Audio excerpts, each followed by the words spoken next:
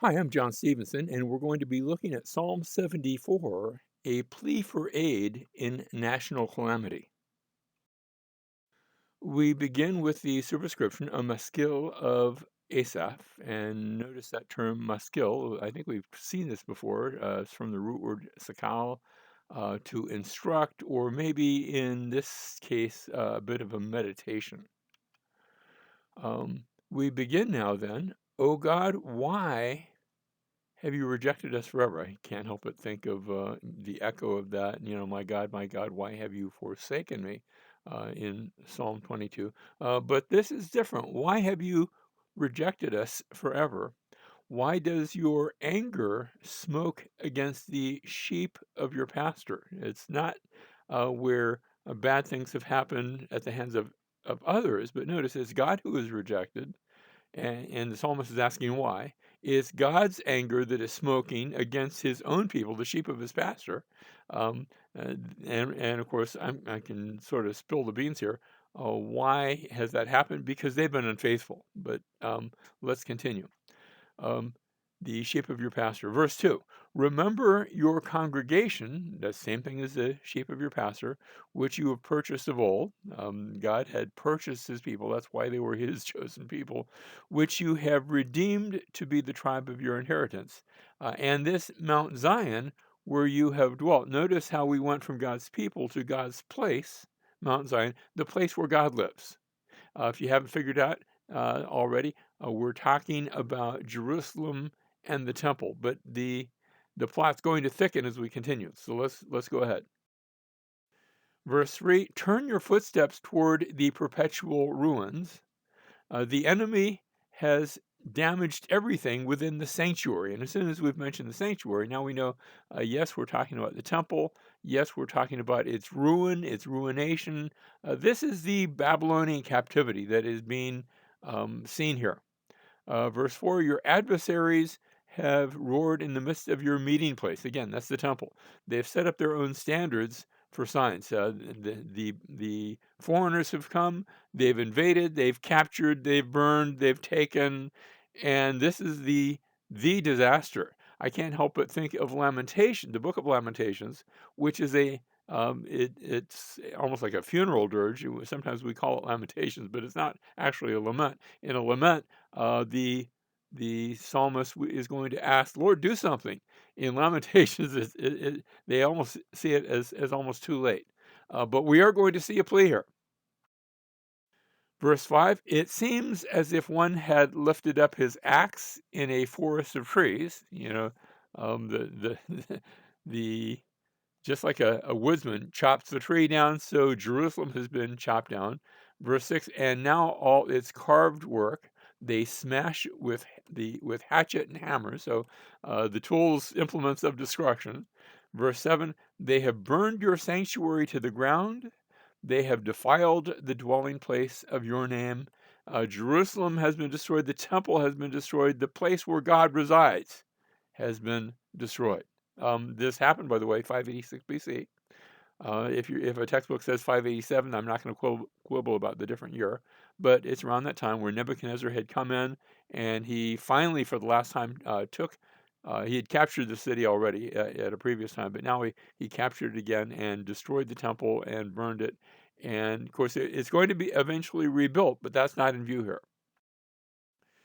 Verse 8, they said in their heart, let us completely subdue them. They have burned all the meeting places of God in the land. We do not see our signs. In other words, they're not hearing. If the place where God lives, not that God, remember God is omnipresent, but the place where His manifested presence resides, where He shows Himself to be. That's where you would go to see signs and prophets, and of course, even scriptures had been written. But we do not see our signs. There's no longer any prophet, nor is there any among us who knows how long. How long is this going to be? And of course, maybe they hadn't been reading Jeremiah, who had actually foretold us, and it had even told how long it was going to be, that there would be a 70-year captivity. That's 70 years from the destruction of the temple to its eventual rebuilding and completion. It would be exactly 70 years. So notice, no one knows how long. Now, the reason I circle it is because we're going to see that in the next section. Here it is. How long, O God, will the adversary revile and the enemy spurn your name forever? Now, this is going to be the refrain, sort of. When I say it's refrain, there's a repeated part, and it's sort of going to be repeated, although this time it's a question. Later on, it's going to be a statement. So it will change a little bit, but it will still be recognizable as we look at those terms, revile and spurning your name. That's going to be repeated. Verse 11, why do you withdraw your hand, even your right hand, from within your bosom? Destroy them. And so this is a lament for the destruction of the temple. That's been verses 1 through 11. Next, as we go to verse 12, we're going to see praise for God's mighty works. Verse 12, yet God is my king from of old. Even though the temple's been destroyed, that didn't mean God has been defeated. He's still in charge. He's still in charge of the world. He's still in charge of the nations. And the psalmist still sees him as his king. They may have lost their earthly king. It was captured and his eyes gouged out and some bad things happening. But God is still king. Notice who works deeds of deliverance in the midst of the earth. So he is not just God, he is the saving God.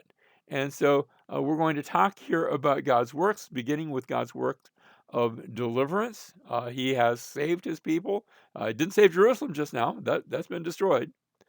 Verse 13, you divided the sea by your strength, you broke the heads of the sea monsters in the waters. You crushed the heads of Leviathan. Um, Now that's sort of both sea monsters. I actually see that term used in Genesis chapter 1. Leviathan is almost like a mythological beast that was described in the Middle East. We might have said, well, you took out the ogres. Gee, are there really ogres? But we use that term to describe either bad people or ugly people or whatever. And I think that might be what's happening here. It's not saying that all the mythology is true, but it's applying that mythology, maybe symbolically or maybe in some other way, to the situation at hand. So you crushed the heads of Leviathan, you gave him as food for the creatures of the wilderness. And so what we have here is God's works, through the most part, notice, in the sea. And remember that to the Jewish mindset, to the Israeli mindset, the sea was a very dangerous place. That was the bad place to go. The Israelites had come out of the desert. They saw themselves as a desert-dwelling people, even though now they've been in the land. But the sea, no no Israelite would go out to the sea. Phoenicians would go to the sea. Other peoples might be sea peoples, not our Jewish friends. And so when we're reading about God's works in the sea, God's works in those dangerous places. Verse 15, you broke open springs and torrents. Now we've moved to the sea to some land areas. You dried up ever flowing streams. Yours is the day. Yours also is the night. God's the God of all things, streams, springs, torrents, day, night. You have prepared the light and the sun. This is actually taking us back to Genesis chapter 1, where God created the dry land and he created the day and the night and the greater light by day and the lesser light by night. Verse 17, you have established all the boundaries of the earth. You have made summer and winter. These things are all mentioned in Genesis chapter 1. And so what we're seeing here is God's works previously on the sea. Now it's God's works on the earth. But it's all God's works. That's what we've been looking at. So far, we have seen in verses 1 through 11 the lament for the destruction of the temple.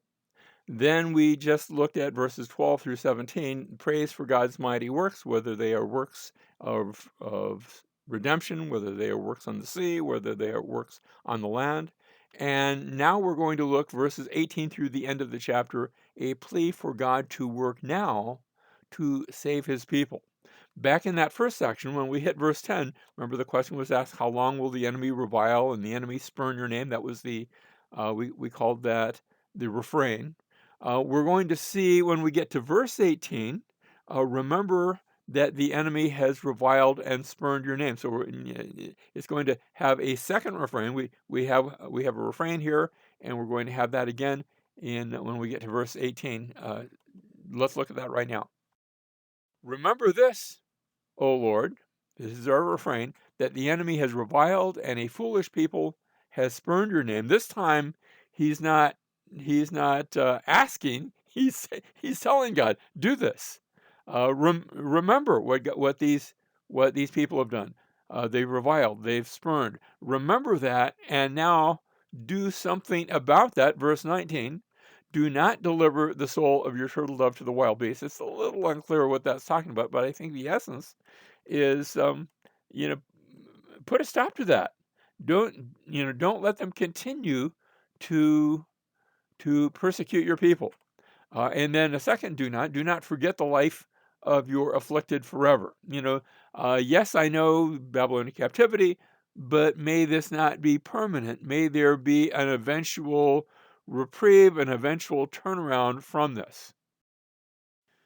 Verse 20, consider the covenant. Now, this is why the psalmist has been praying, eventually turn this around, because when you speak of the covenant, that goes back to the covenant that God had made with Israel in the days of Moses. Remember, that's described very clearly in the Mosaic Law.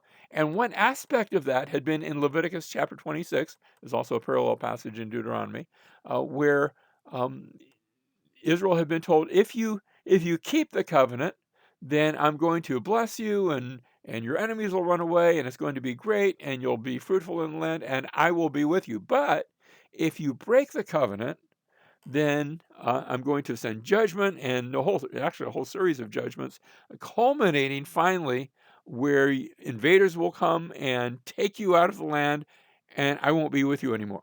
However, and that's what had been happening. You say, well, why is he telling them to consider? Why is he telling God to consider the covenant if the covenant would lead to their cursing?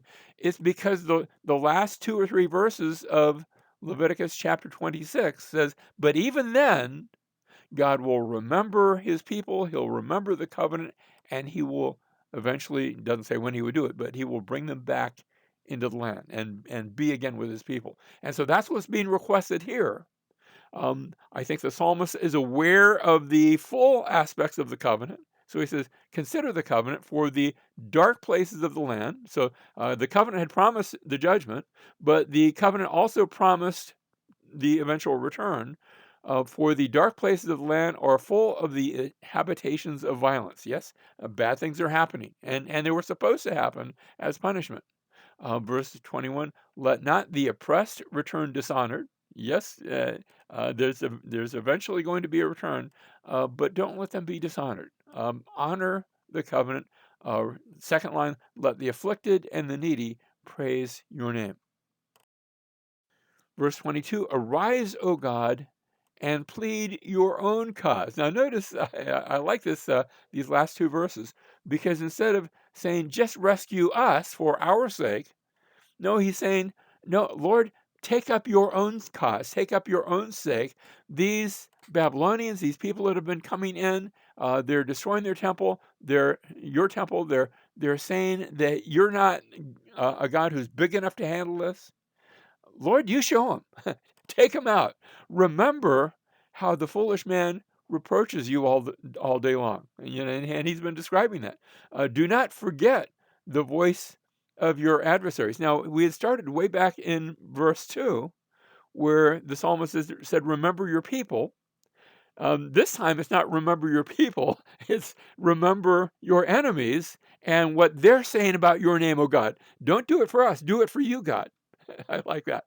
Of course, if he does it for himself, then those who are his people will benefit. Um, Remember how the foolish man reproaches you all the day long.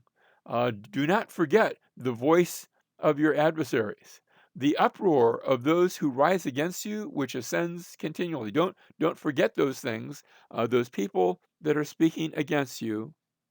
Don't forget, act. And this is really one of those imprecatory prayers. It's not necessarily, oh, I think it is. I started to say it's not necessarily get the enemies of the psalmist, but the enemies of the psalmist are the enemies of God. That's what the psalmist is saying. So he's saying, you don't have to take out my enemies, although that's going to amount to the same thing, but take out your enemies, O Lord. and do justice. Do justice for your own name. Now, Psalm 74, we've been seeing as a plea for God to help in time of need. When we come to the next psalm, Psalm 75, it's going to be praise for the way that God has helped. So it's going to be uh, where God has come, He has done something, and we'll see how that goes next time.